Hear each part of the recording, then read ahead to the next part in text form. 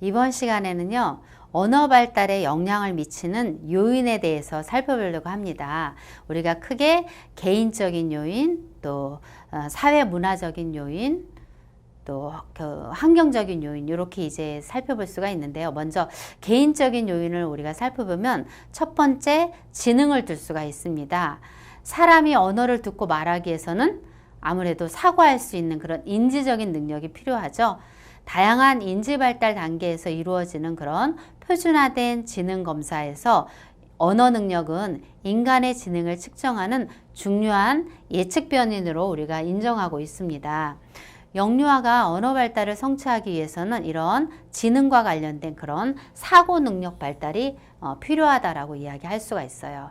따라서 이 사고 능력과 언어 발달은 어때요? 서로 정적인 어떤 관계에 있다라고 우리는 이야기할 수가 있겠습니다.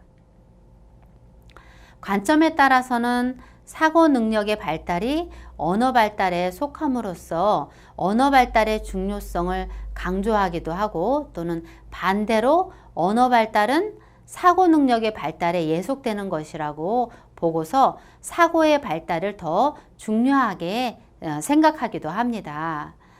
일반적으로 우리가 지능이 높은 유아가 지능이 낮은 유아보다 어때요?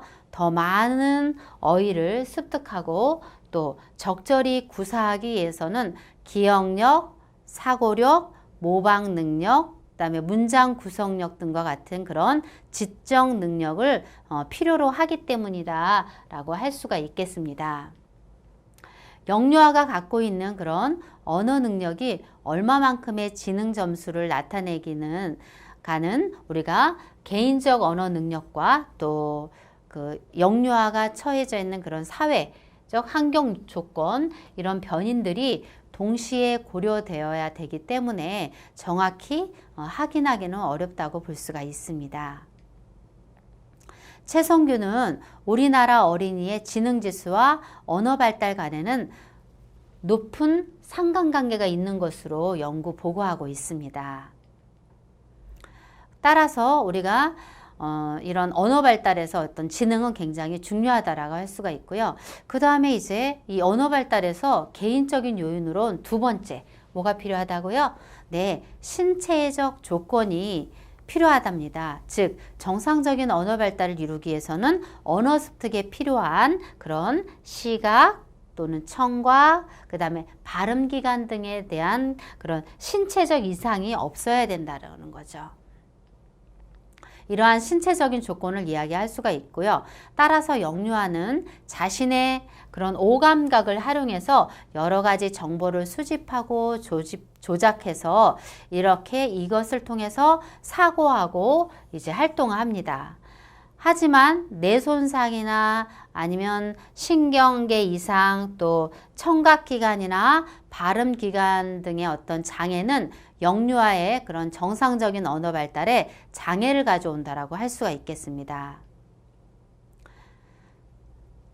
또한 충분한 영양 공급을 통한 영유아의 신체적 건강과 휴식에도 언어 발달에 우리가 필수적이라고 할 수가 있겠습니다.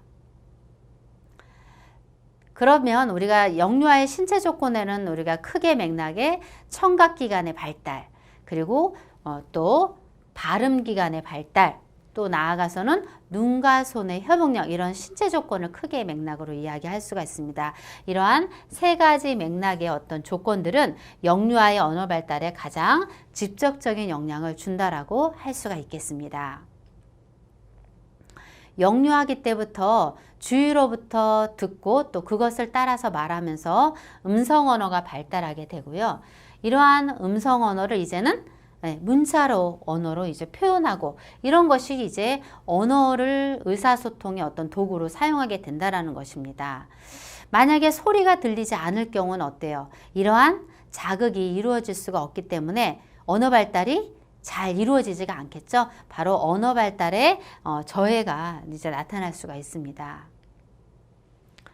자, 스노우는 영아기에 언어 지체를 가져오는 그런 가장 큰 원인은 바로 청력 손상이라고 이야기했습니다. 즉 먼저 잘 들으면서 그것들의 어떤 경험